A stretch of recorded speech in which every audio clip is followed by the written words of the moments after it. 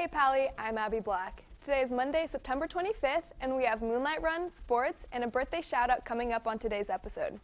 But first, today's daily pick was sent in by Zoe Sid, who sent in a photo of cross-country coach Davidson and runner Miranda Jimenez. She captioned the photo, Henry and Zoe. Thanks for that, Zoe Sid. If you want your pick featured on the air, be sure to tweet it to us at Pally InFocus. Today, there is a birthday on campus. Happy birthday to sophomore David Eli, who turned 15 today. Happy birthday, David. Here's today's campus bulletin.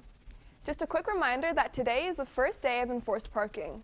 If you're looking for ways to get involved and impact the mental health and culture at Pally, Sources of Strength might be a perfect fit. Sources is a student-led and driven organization that focuses on improving the school culture and mental health and meets once or twice a month at lunch on Thursdays. Sources is looking for extra people to help out and encourage students to sign up and become a peer leader today at the URL on screen. Previous members who want to continue being involved in the on-campus organization should send an email to pallysourcesofstrength@gmail.com titled Returning Member. Include your email, name, and a grade to be added to the email list. The Moonlight Run is an annual family-friendly event put on to raise money for local nonprofits. It's held at the Baylands Athletic Center, and locals have the option of running a 5K or a 10K. Everyone gets a t-shirt, there's live music, food, and a climbing wall. Students get $10 off when they register. The event is taking place Friday, October 6th, starting at 7 p.m. With a new flex schedule starting this school year, Theo has more about the new schedule and what's to come. Theo? For the last 2 weeks, the new flex system has caused a bit of a stir around campus, particularly among students.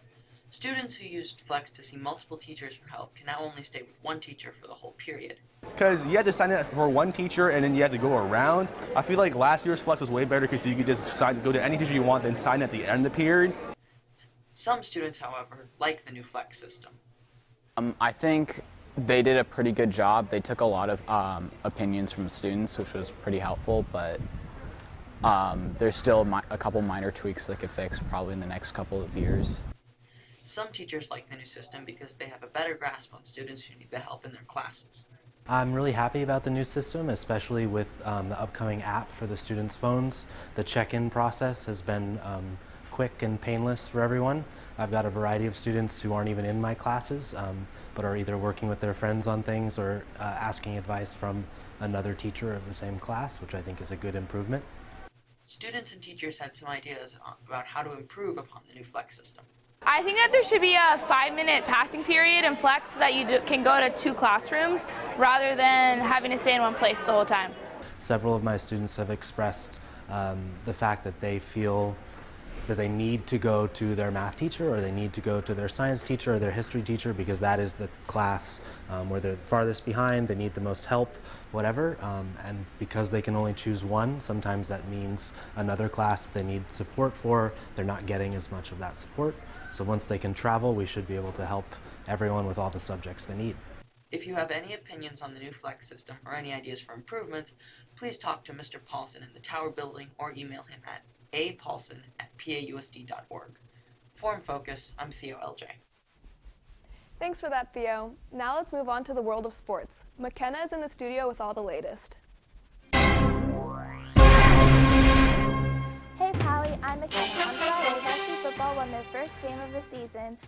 They beat Homestead 28-14. Hopefully their winning streak continues.